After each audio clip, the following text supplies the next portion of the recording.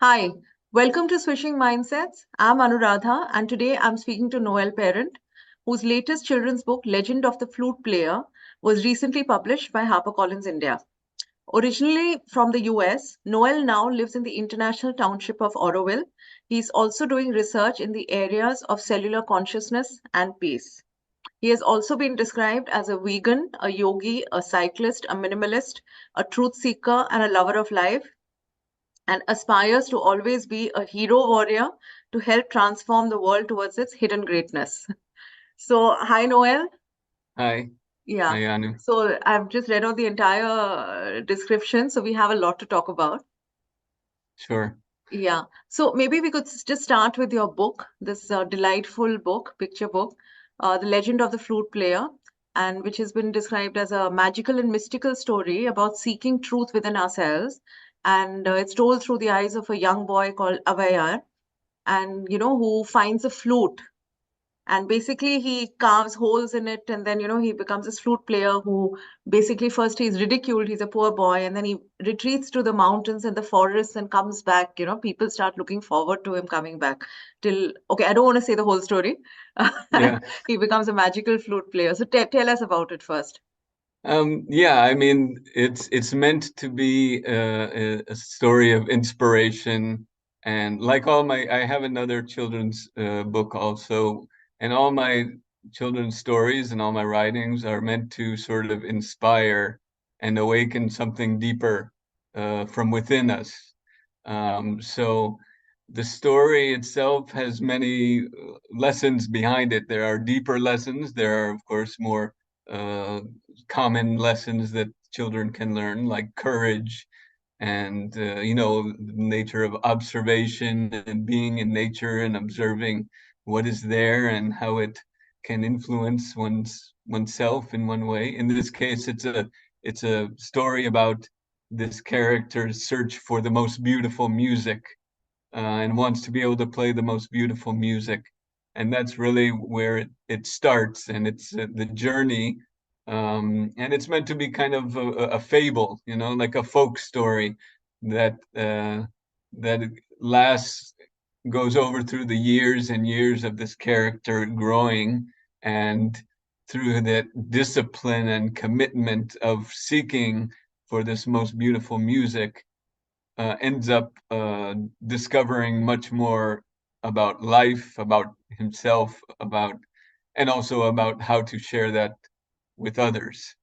And so it's really, especially with the illustrations, which were done by a friend in Russia, Marina Meninas. She has done really a wonderful job of sort of taking the story and making it alive and beautiful and also magical, because it's about that kind of magic of life that exists behind everything.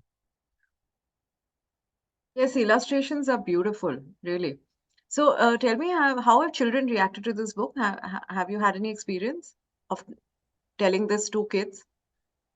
Well, I've this is just at the beginning, so I have not had the chance to really do an event where I'm reading it out to children. All the adults that I've had had reading it all enjoy it and love it, and um, but so far I'm still waiting for that opportunity to have a show. Actually, I'm planning an event here in Auroville, a book release event, which will be more like a reading with a little interactive show with a flute player and with some other elements involved. So hopefully next month we'll be able to do that. Um, but That I sounds think, lovely. Yeah. yeah, I think it's a story that's it's meant to be. Although, one of the points I get about many of my children's stories is that even for adults, some of the wisdom or the truth that's coming out of it is even valuable for them, and even sometimes difficult for them to capture, to ingrain. And so they wonder how is it that this can be good for children? If I can't really encompass it in myself or understand it entirely. How is it good for children? And then for me, it's always about we're always planting seeds in children for the future. So it's not about necessarily understanding all the different layers of truth in a story. It's about planting those seeds that will sort of slowly grow. And some children surprise us. They are much wiser than even we are in the end, and capture things even easier than we do in their sort of innocence. So yeah, the one of the big sort of things about this story, um, the legend of the flute player, is that one goes from going into nature and interacting with nature through music and learning and growing through it, through this flute player, but then realizing, well, what's further? It's like an evolution, so you're starting with the material world, the physical world, listening to it and learning and growing from it. And then it goes deeper and deeper into the more etheric kind of the inner silence. And what is the backdrop of all of life is this silence, that everything is happening. And for music, that's even um, more profound. In order to hear a beautiful music, there has to be a profound silence as the backdrop, as the foundation for it to be played upon. And so it's bringing that sort of element of going into silence and understanding that it's rich and full of something that often we have not realized or experienced. And I think bringing that element to people's lives, whether it's children or adults, knowing that in the silence within us there is something beautiful and unique, and that we can touch it and bring it out into the world. That's kind of an important a message to bring. Yeah, like basically what you said, no, you start with the material world and you retreat within and draw from the silence within. Yeah, very interesting. Yeah. And as you also mentioned, this is not your first children's book. So that was Yarsoslava's Flowers, where again in that a little girl is given a bag of magic seeds by the flower spirit. So Yes. yeah, and each flower has a power to grant the spiritual quality, which is protection, generosity, divine grace, and the eternal smile. That's what the description said, right? And she plants the seeds wherever she finds people and places that need to be awakened to new life. So, and you also have a YouTube channel called Story Yoga. That is again for kids. So you already mentioned why, so I was also curious to know that why children, and as you said, they're innocent and you're planting the seed. So tell us about your channel and about these books and the things that you do, to reach out to kids. Yeah, this is for me the stories that have come to me. I have actually many children's stories. Not all of them are published in books. There are only two. This is my second one. Um, but they all really just in the course of my own spiritual sort of development and seeking within. I've always been writing throughout my life. Even when I was younger, I was always writing something, or stories or poetry, or writing little things. And then suddenly this children's stories, these little stories just started to come to me just like that. It's not something that I even really considered or thought about doing. It was just that they came to me and there felt this need to write them. And until I wrote them, they just kept bugging me, like they're there waiting to be released into the world in some way. So many years ago, even 20 years ago, I had started writing some little stories, um, and it really, all of them again come from that deeper inner quality of there's a deeper truth, a higher truth that we're here to realize within ourselves. There's a higher consciousness or a deeper consciousness, whatever words we want to use, a divine consciousness and spirit that we are here to realize and to find within ourselves. And for me, I feel like so many of the stories that children are sort of exposed to in the world are not are not really helping in that way to bring them into themselves and to have some value, to bring them to something more valuable in the inner life and the spiritual life. And for everyone, of course, that is very unique and different. So we all have our own pathways, but there's ways that we can sort of connect with something broader in a sort of how can I say it, in a way that's not limiting to one path or another, that's very open, but yet connects with everybody of all different faiths and all different ways of exploring what we call God or divine or consciousness.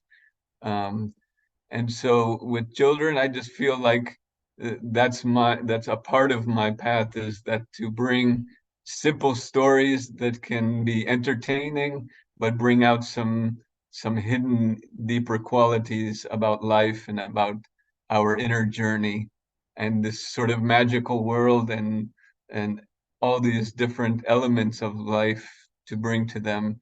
That's something that I feel is natural to me. And I've always had a sort of a connection with children and babies that even when I was a child, that always sort of was very natural. So it's um, it's something that I'm hoping can sort of expand and grow in time with more stories. Right. And yeah, as you said, it's opening their hearts and minds to the possibilities of, inner consciousness and beyond. So that's wonderful, really. Yeah, Yeah. and bringing these values, like with you, you mentioned my other book, Yaroslava's Flowers, which it's actually a story that was it was inspired by, there was a young girl, a Russian girl with her grandmother that we worked in a garden here in Auroville. Um, and she was very young, and yet she was so playful and excited to be in the garden with the flowers. And like this story came to me, and the story, these names of the flower, these spiritual significances, are actually real spiritual significances of flowers that were given by the mother of Sri Aurobindo and the mother and the Pondicherry ashram, Sri Aurobindo's ashram.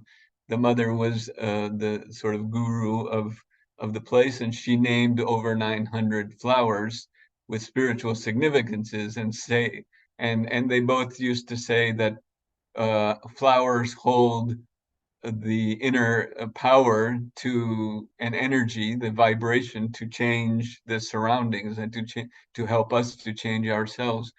And so it was that kind of thing to bring these qualities of life and make it a little adventure and inspire children that there are these other qualities and aspects of nature that we don't always learn, know about.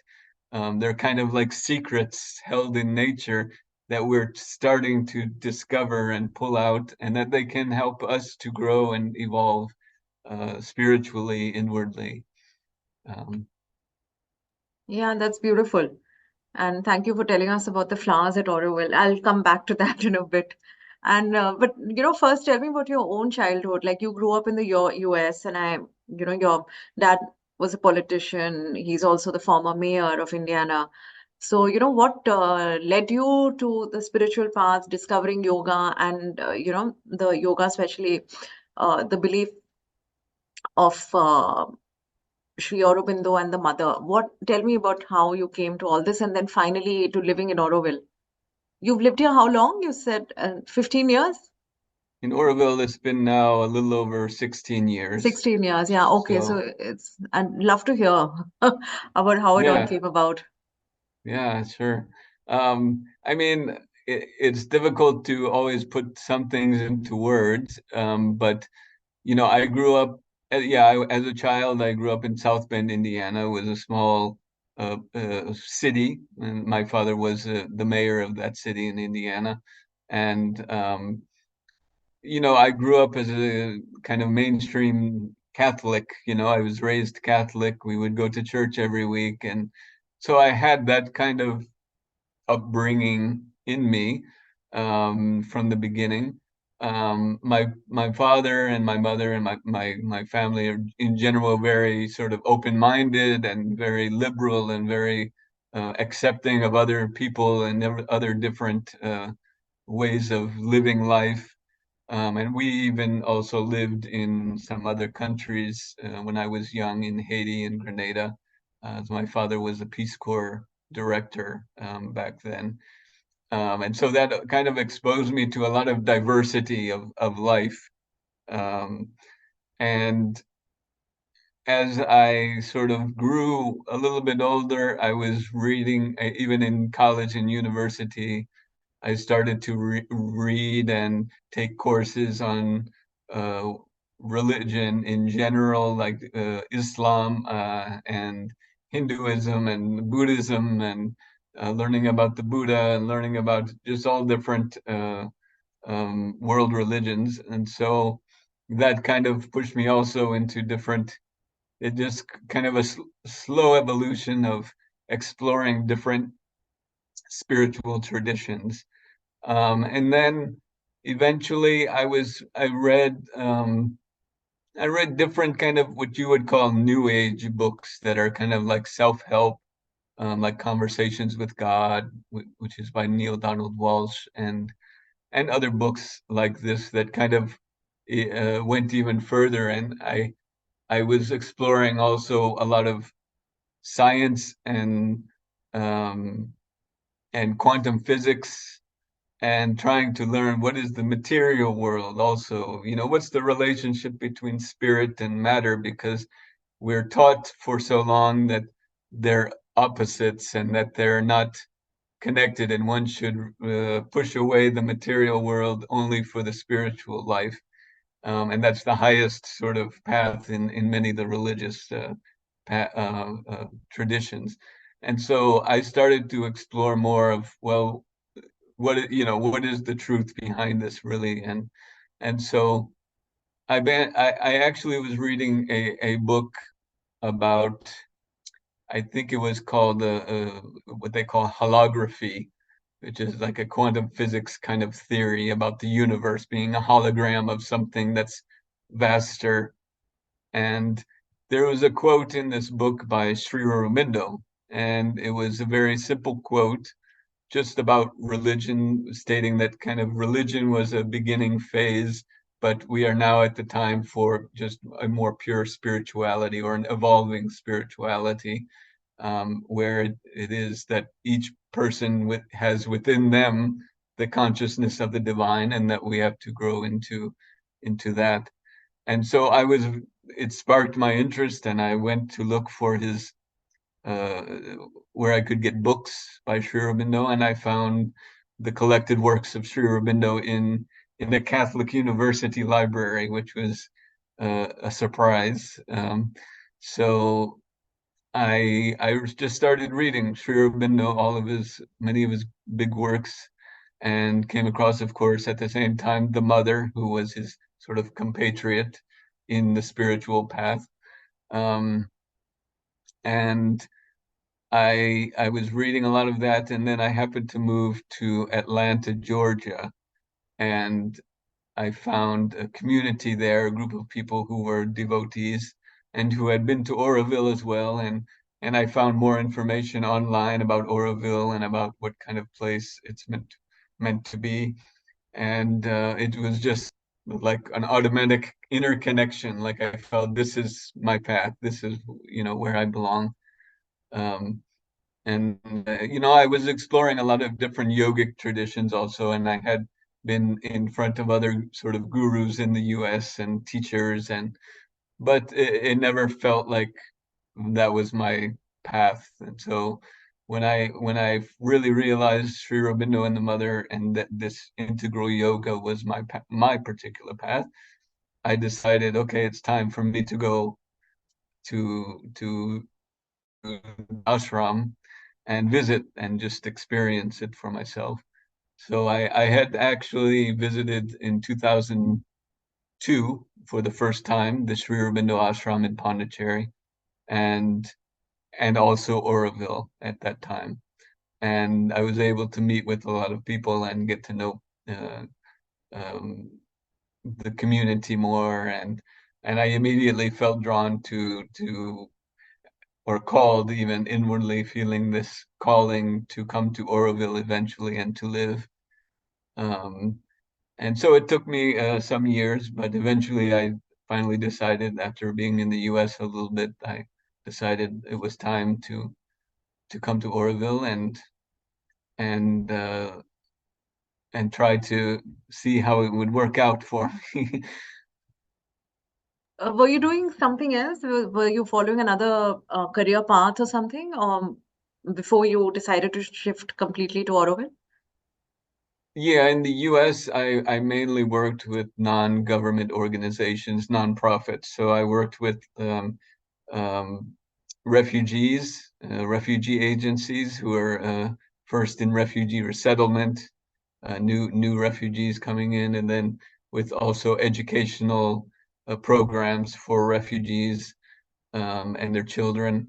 And then I also worked with the Tree organization, and I worked with adult literacy as well. So I was doing a lot of administration work and some physical work with trees, but a lot of administrative work and program work for some years before coming here. But it was never, it was good work, and I was happy to do that because I'm not the kind of I'm not a business person. It's not my way of being in the world, and it was more of trying to be of service in some way. And so that was a good the path that I needed to be on back then. But then it still I was drawn to making more of a spiritual connection in how my life would be lived, and Auroville seemed to be the place where I could to try to do that. Right. And tell me, what is life like at Auroville? I mean, it's an international community, and you work there as a landscaper and gardener. And I'd like to know more about, the Japanese Garden of Peace that, you have Sure. constructed. But, what is a typical day like for you at Auroville? Well, it's a place that's meant to be really about the full diversity of human nature and having as few rules um and sort of I'm not sure how to express, but as few rules as possible so that life can be natural and be lived in a way that we can confront problems in a different way with consciousness and not with just making rules to stop things from happening that we don't like or that are bad. We have to bring an understanding to the problems of the world. And actually, when the mother started Auroville, she said it would be a microcosm of all the world's problems. And so, in a small scale, it's meant that we come from all around the world in all of our diversity, and we try to work out a new way through a sort of devotion to that higher consciousness and finding answers to problems that that otherwise have not been solved in the world by all these other methods. That it really takes a change in our inner consciousness first to be able to change the outer reality of the world. And in that, sort of the foundation of Auroville is meant to be um, the qualities of seeking peace and human unity and harmony. So collaborating together and finding agreement and going through all of the ugly stuff and finding the truth that lies behind all sides and finding another way to satisfy everyone on some level and taking steps to grow together forward. And so that's kind of what drew me here, that the spiritual element is at the core, that each person must do their own inner work to find their true self, their true nature, that divine spark within them. If you want to call it the soul, or as they call it, Mother calls it the psychic being. Um, we need to find the higher self within us and be able to live from that, and this is a place that's meant to be an opportunity for that. So it looks very different for every person. It's not meant that you have to work in this way or so many hours, or it's that each person gives what they feel inwardly they can give, and works in for the community in a way that satisfies their soul need, and not just the need for to be paid and to have their basic necessities. It's meant to have a new spirit behind how we work, that work is your sort of spiritual path, or what we would call karma yoga here. And so my days are actually very simple. There's not, I'm like everybody else. I get up early and I work in the botanical gardens, Auroville Botanical Gardens, and uh, I go there for the mornings. That is generally my time to be in the gardens. And I did, when I started there, I had the idea to do a Japanese garden, though I am not a trained landscaper or a Japanese landscape architect. And I had a friend, Jyoti, who is an artist and a landscape architect who's from Japan. And so I managed to get him and the other executive of the botanical gardens together, and we decided to move forward and do this Japanese garden. And so it took quite a long time. I had to raise all the money because we didn't have money. We used recycled materials to build a lot of the garden, and I had a lot of volunteer work because I wanted to do as much work on without paid labor. Just We had some of that at times when it was really necessary, but a lot of it is volunteer work. And uh, so it was basically, work here in Auroville is meant to be one's sort of dharma, and it's, as I said, karma yoga. So you're doing this work as an offering to the divine, to the divine mother in my case, to whatever higher self or higher being you associate with something vaster than oneself.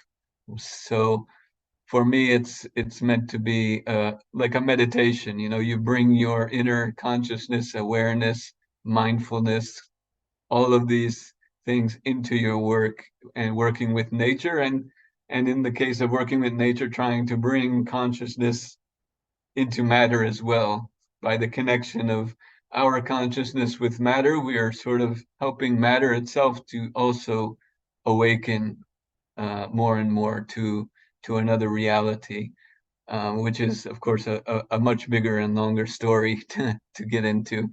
Yeah, But we'll it get is to that part, as well. Yeah. yeah, it's part of the integral yoga of Mother and Sri Aurobindo, and that matter itself is an expression of the divine. And so that's part of the work of all of us here, most people. Of course, being a big community from people from all different types of ways of living in different countries and cultures, you have all different reasons for people being here. It's Some people are here for doing this yoga, and some people are here because they like alternative education or alternative agriculture and want to have the freedom to experiment and explore. And that's really the greater intention of Auroville, was to be a place that's free to explore different paths and see what works and see what can come together and create something new, and build in and through that, building the human consciousness. Right.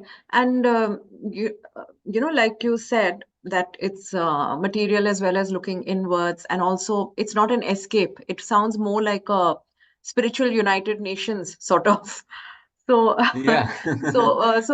first of all, if you can answer this, what are some problems, some examples that you can give us of that, you discuss there and solutions that you come up with? And also, has it transformed you as a person, this entire journey? Can you talk about that as well? Sure. Well, I mean, to I'm not sure how much, to be honest, I can't speak a whole lot about. There is a current situation in Auroville, which is a bit of an existential crisis going on. It's in the news, and I can't really go into it too much here. But there has been a lot of divisions in the community in the past for decades about how to build the city of Auroville, and there's this, there's been many years and years and years of planting trees and regenerating the land and being ecological and environmental, and now there's a movement to build the city, to develop the city. So there's this kind of constant battle which exists around the world between ecological friendly and environmental safety safeguard, to protect nature, between that and development. And Right. so these two things are at war here, as well as many other aspects of the problems of the world that are going on really in my country, in the US and everywhere else, these problems of power. And so those problems are always there, and it's a very difficult thing to solve. Um, but we also have the problems of just, of disagreeing in terms of, the Auroville is meant to be a place where one can come, join the community, and one offers one's work, and in return, one's basic necessities, very basic necessities, are taken care of. So your food, your housing, um, and that is a big challenge, because the more people that come, the more you have to have money to build and so there's always different ideas about how to do that financially, and how to have people commit more, energy towards certain things that we feel are more of a priority. And it ends up that we have to really always communicate better, and come to some agreement that, okay, well, there's a balance between, or a compromise between these different sides. We can do this, maybe build some temporary housing because we need it, but we also want at the same time, sort of long-term, uh, good housing that's going to last.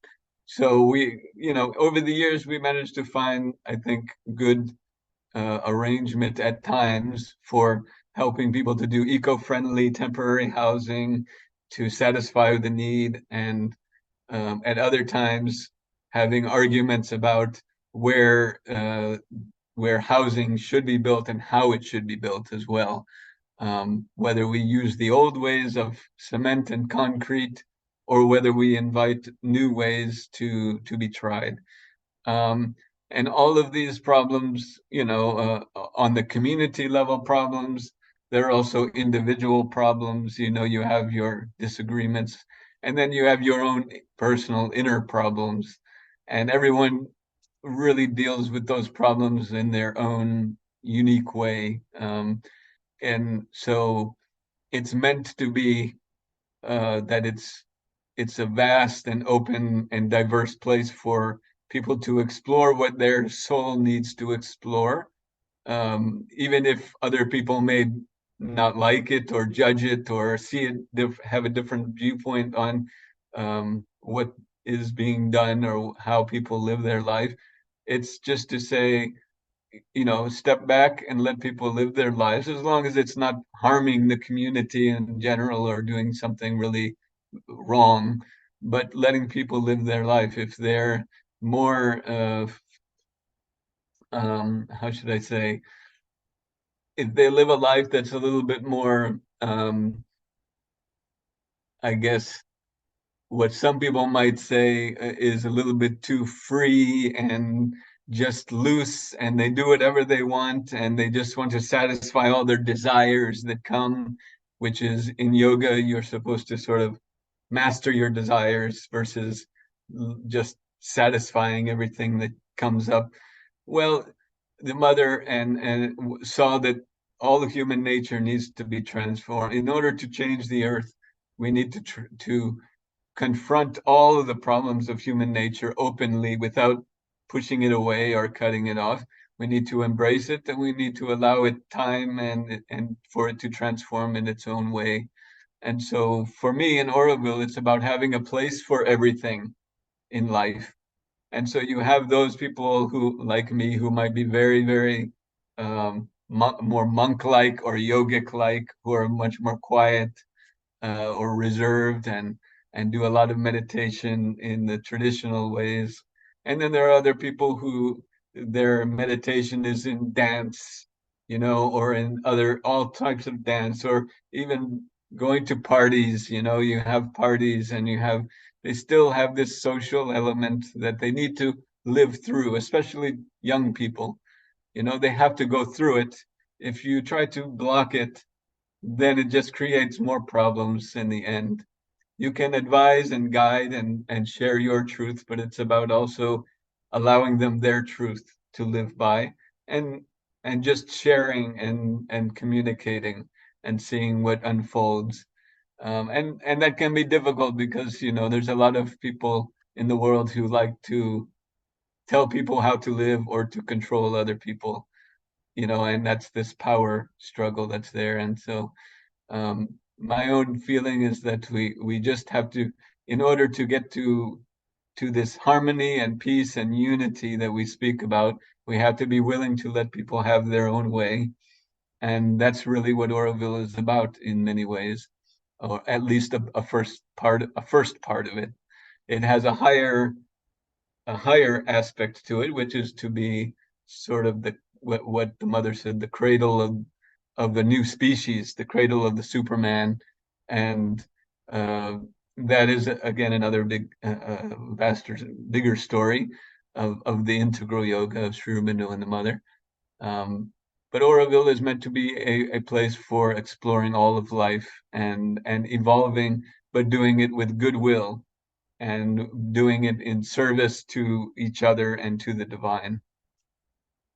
Yeah, as you said, it reflects a lot of what the world is outside, right? And Yeah, it's yeah, yeah, just an exercise in having space for everybody to coexist, I suppose. sure. Yeah. But tell me about your own journey, like, how your own spiritual journey, and has it transformed you? From you said when you were young, you were exploring various Yeah. practices, and now at Auroville. So, how has it been for you? Has it changed you as a person, made you more patient? Like you're saying, you like to let everybody be. So, did it come naturally? Were you always like this, or has your practice changed you? Um, well, I think as a young child, I was generally very quiet and shy and reserved. So I think the part of me now sees that I was bringing, even when I was born and coming into this life, that I was already bringing something um, that had this tendency towards going more within.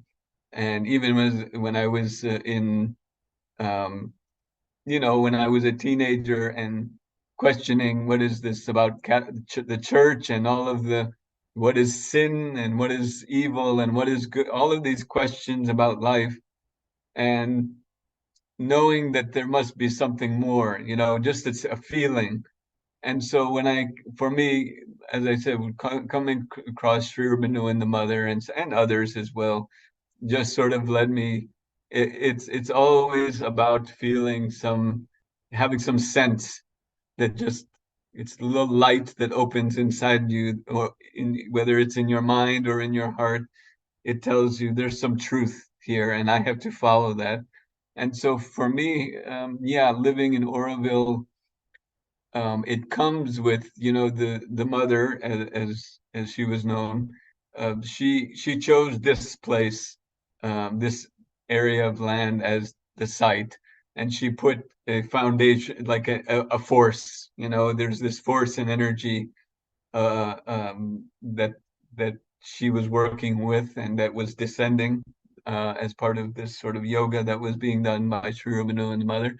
And they put, or she and Sri Aurobindo from behind the appearances, put really a force here in this place um, to sort of push the evolution. So when you're here, you even can feel that there's a different energy here, and it can be challenging for people because it can be pushing you inwardly to face your demons, your darkness, your mistakes, your weaknesses. And so for me, even since the time that I started living here, it's always been like that. All these little things, um, your questions about what do you really need in life, what is your path. And for me, it's always been a challenge in one way or another. And I came from the US already having a very strong sort of, I guess I would call it a spiritual awakening in the heart, and I knew I was coming to transform myself. I mean, that was my intention in coming to Auroville. I'm here for this self-transformation.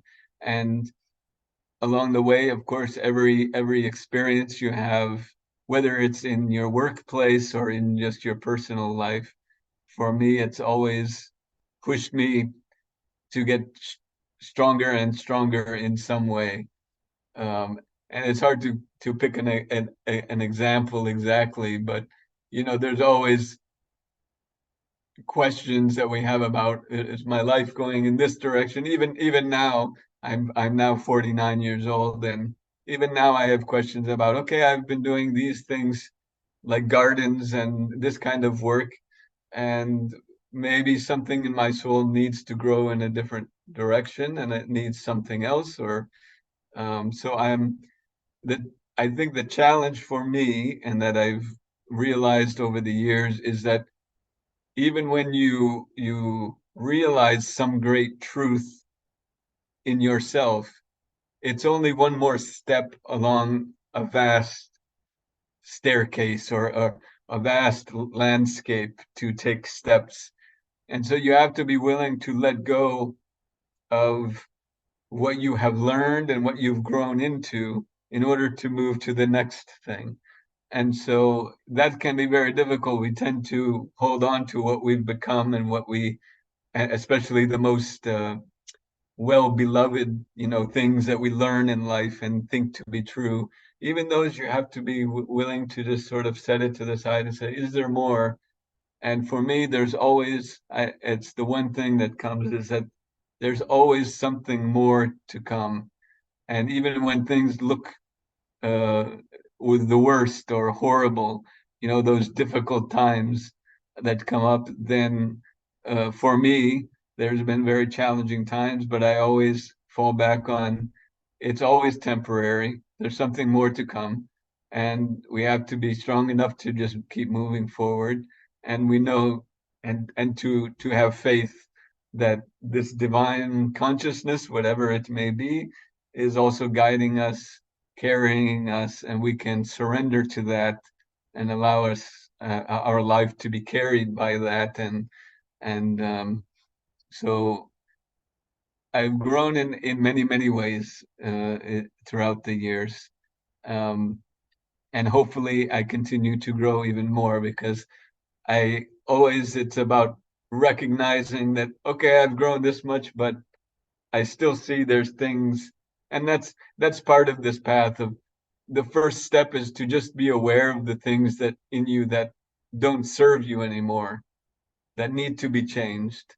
And so for me, it's always that there's things in me that I know, okay, I need to change that, but I also don't want to beat myself up and force myself too much, that it creates other problems in my nature. It has to be a natural sort of evolution and growth. How do you know what to change? Because like you said, one gets attached to certain characteristics and identity.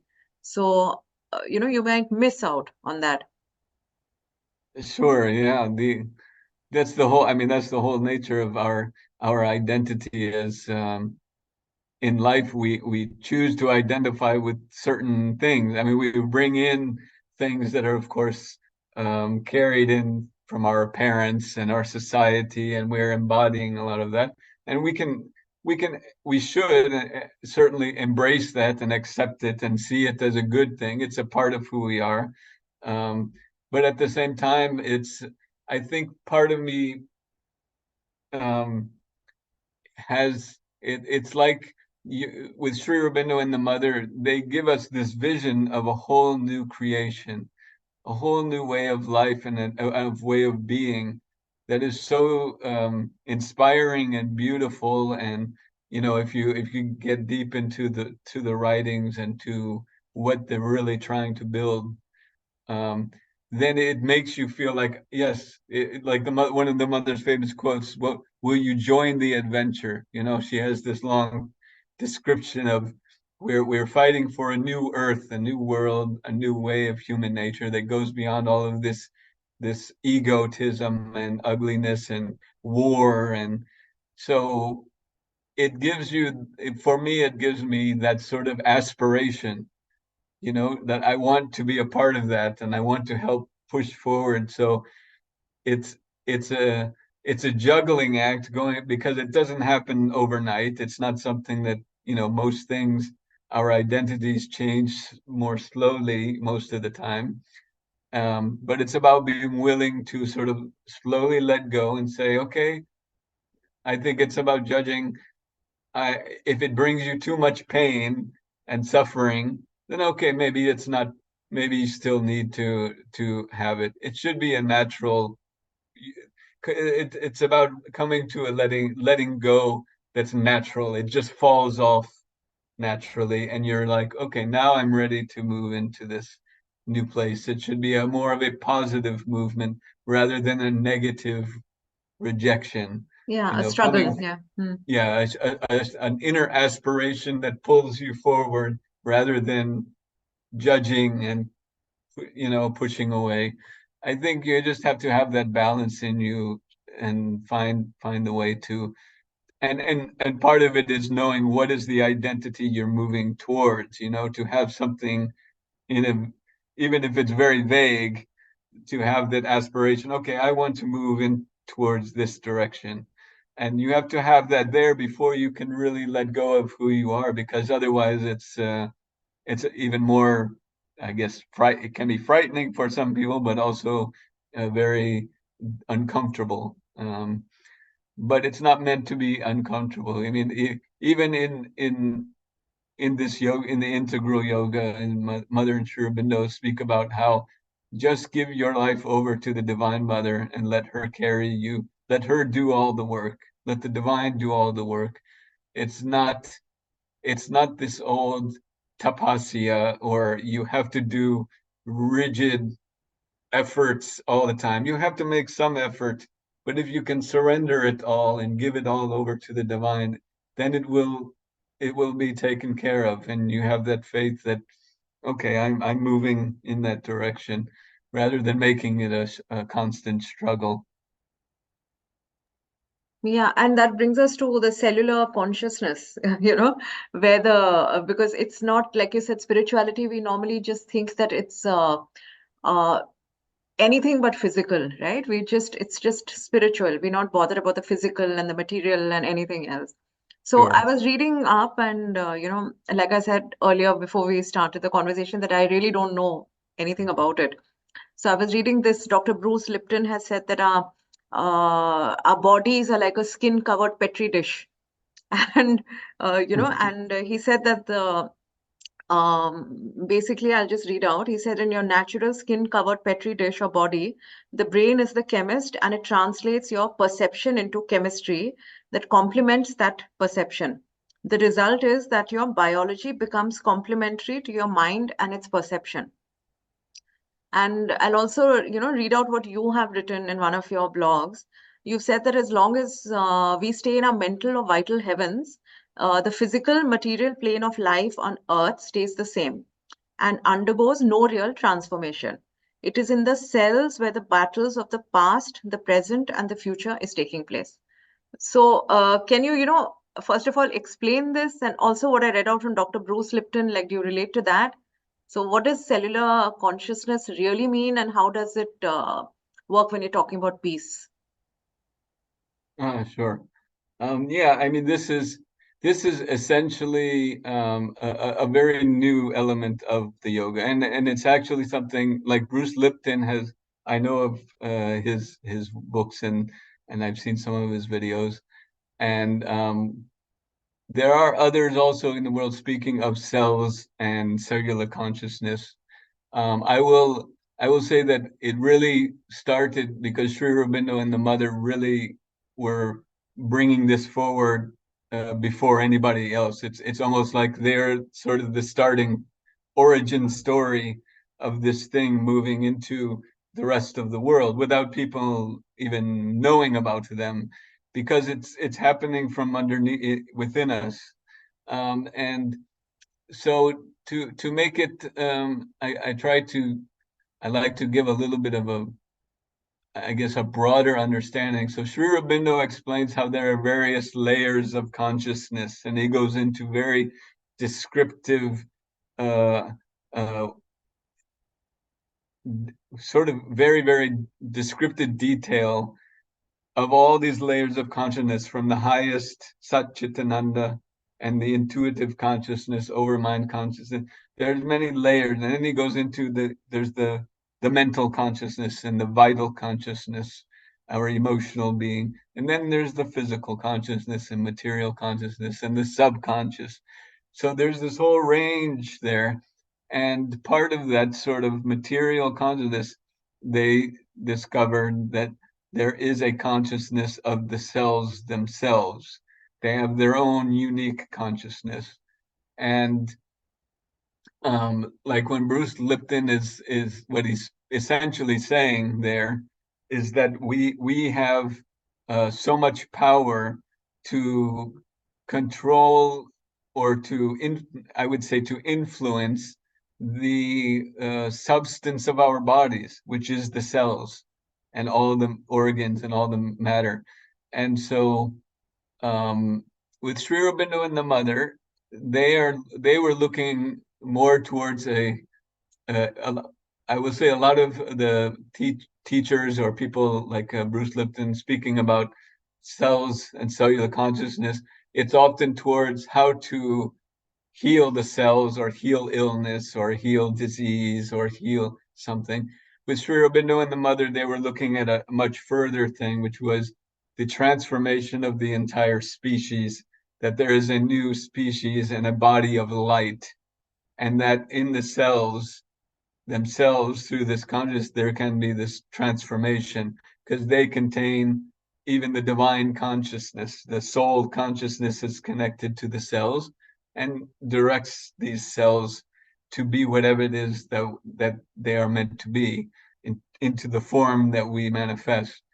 And so the cellular consciousness is in there, and it's influenced, however, by our whole rest of our nature. So our mind is influencing the cells, our emotions and our feelings and our stress. All of these things are influencing our cells. And so when we speak of disease or illness or other things, that's the cells communicating to us about something going on, and they want to be heard. They're not being heard. Um, and so the yoga of the cells is, to be honest, it's a bit of a wide, and it's very wide and vast, and I could not possibly go into all of it.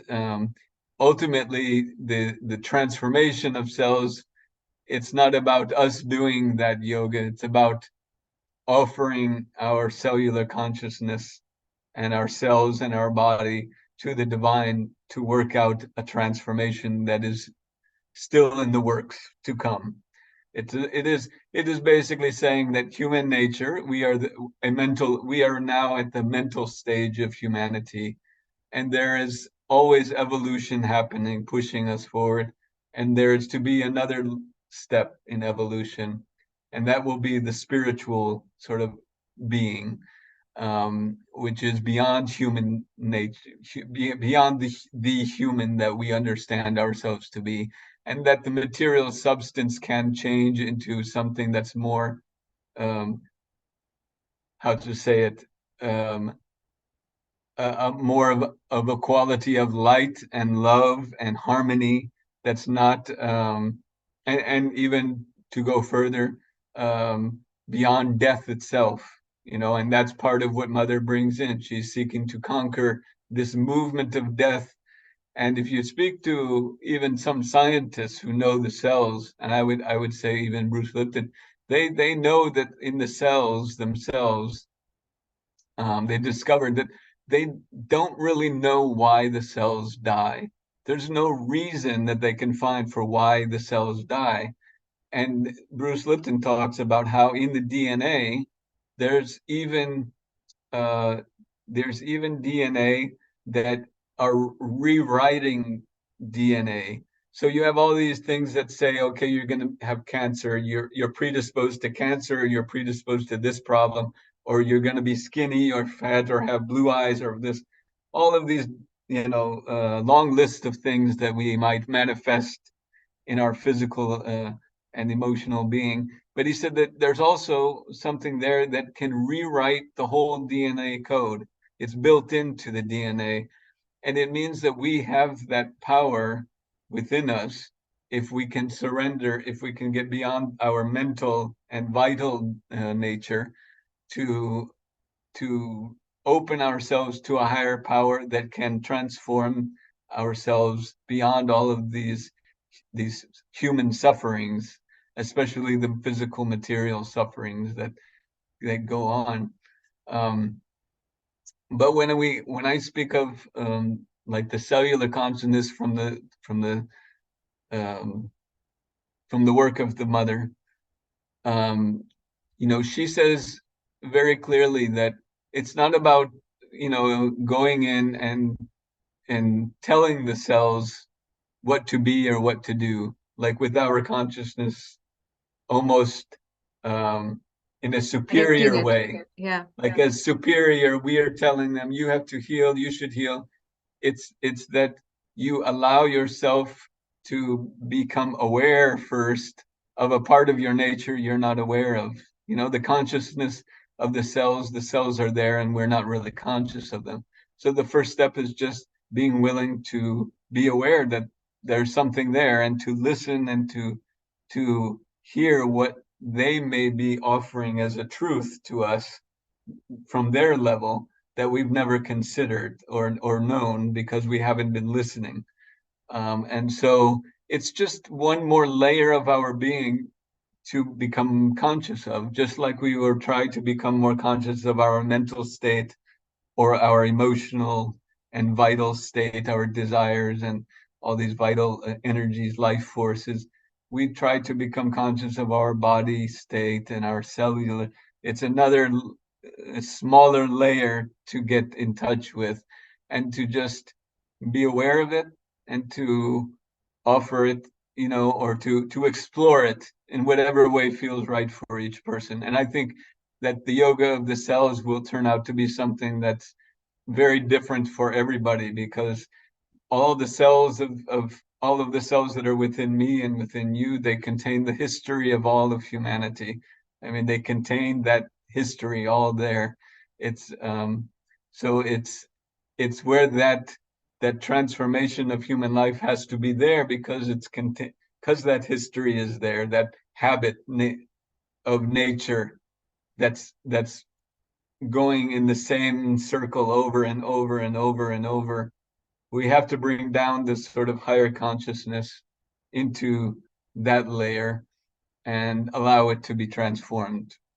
And it's, again, there's so much to this story, and it's something that I'm even working on a book that brings in Mother and Sri Aurobindo's perspective, and then some other people who have had the experience that I've known themselves, their own experiences, trying to bring it together, to bring just an introduction to it, because it's such a vast and thing that's difficult for people to maybe comprehend or to even to believe that it's possible. I want to just introduce that, there is this consciousness in the cells, and it's very simple. It's just they have qualities that are much like our own qualities. They have courage, they have strength, and then there are other cells that when we get sick and ill, they've been affected by something within us that has worn them down into weakness, into different those qualities that don't allow them to thrive and to live. And so I feel like we're in the beginning phase of sort of a movement into this consciousness, but I think we have a long way to go. Uh, Yeah, sounds fascinating, yoga of the cells. But tell me, how can one, to start with, like you said, it's a very vast topic and a very new topic. So this awareness that you're talking about of being aware at the cellular level, how can one, even start? Does meditation help, or how does one do it? yeah, I mean, well, I'll mention one woman who lived in Auroville. She passed away recently, but she was someone who spoke a lot about her experiences of the consciousness of the cells. And she actually, for her in particular, it was something where she was doing a lot of meditation. She was very open in her heart, and she, but she was still doing sort of what we might call the traditional yoga practices and all of this. And one day she was riding her bicycle, she tells the story, and suddenly some dogs in the village started to come after her and barking, and she noticed that something in her legs, some voices started to come, and she didn't know what was going on, and for some time she refused to listen. And then finally she had to accept something is happening, and she realized that these are her cells in her inner concentration were communicating with her, and it happened spontaneously. It's not that she was trying to do anything, it just awakened, it just happened, and it pulled her into that world, um, into exploring that world more and more. And despite her own hesitation and disbelief, she thought, no, this is not, this is for great saints and yogis who, they put it on a pedestal, that this is only for them. But she realized, no, this is something that's happening. It's already happening, and it even cells are evolving in all of us, even if we're not aware. And so she spoke a lot about how you can do different meditations.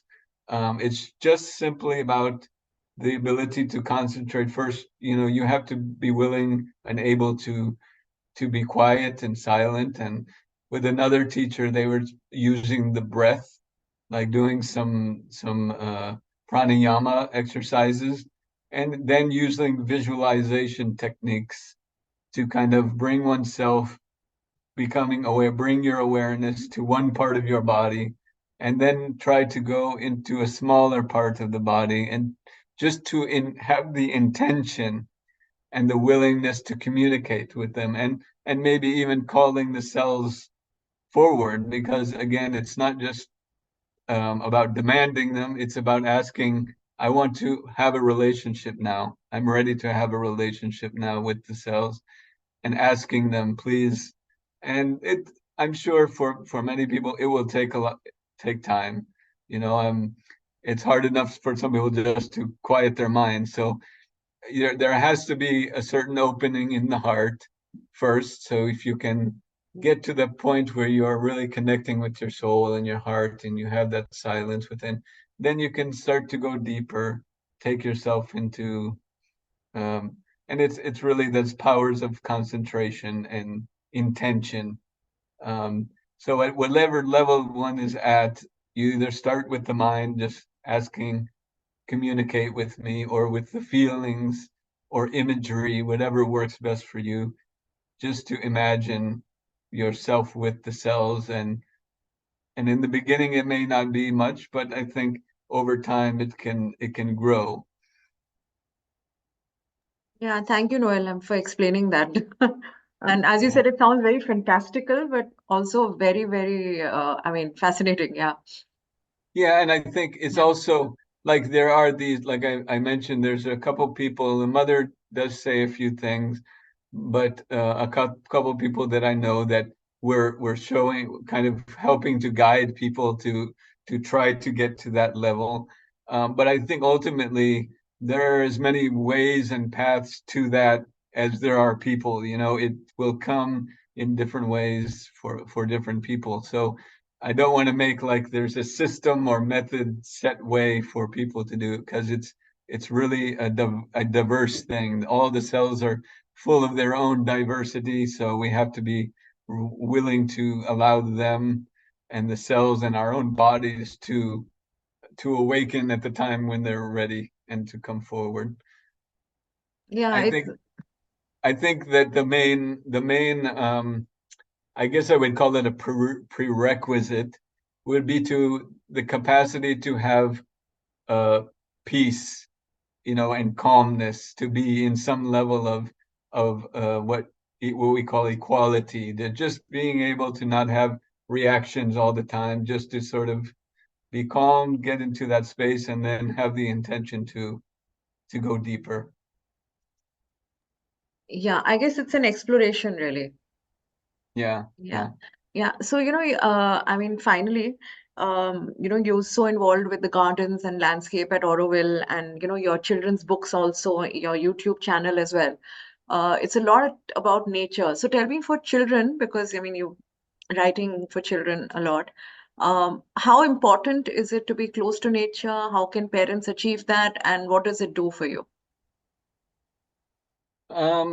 Yeah, I mean, for my books, I actually I include a lot of nature in all my stories, and I think it's important because, you know, for me, we're coming from a history of separating ourselves, humans, from nature, you know, and from animals and it's almost that um, we think that we are not really a part of it, but we are just simply an extension of it. We're a part of it, and we're an extension of it, an evolution of nature itself, which is, and ultimately, that nature is this thing that we call spirit and which we call God. Yet all of nature is one. You know, it's all um, a part of ourselves, but it's a part of this thing we call God. If we or we, consciousness, divine consciousness. In India, we say, you know, the divine mother. It's the mother. The land is the mother, and it's all spirit, and it's all God, and it's all of this oneness that pervades everything, not just the earth, but the whole universe, and all souls ultimately are sort of one. We're all interconnected, and so when I bring out, for me, it's important to include nature because we live in a time where nature is sort of seen as just a resource to be used. And um, and so to have some kind of respect and see some sacredness and divinity in nature is is important for, I think, children and adults right now to start to recognize. Um, and and as I said, in yoga, trying to bring even greater consciousness into the life around us, into nature. And so I use nature in ways that just help to sort of inspire children and to to connect with it a little bit more, to see it a little bit differently, in a different way, and to want to go out and at the very least have more of a respectful uh, approach, and to feel that one can connect with nature, because it is one of the it's it's the space where there are many um, there's so much silence in nature. Even though there's a lot of noise, there's creatures, there's wind, there's, you know, blowing through the trees, and there can be a lot of noise. The noise that's there is not quite the same that we get in cities, and it has a quality that can bring silence, and touch that silence, which brings you deeper into yourself. And as we know, many of the great beings in the past, like Buddha, they retreated to trees, to sitting under trees to meditate.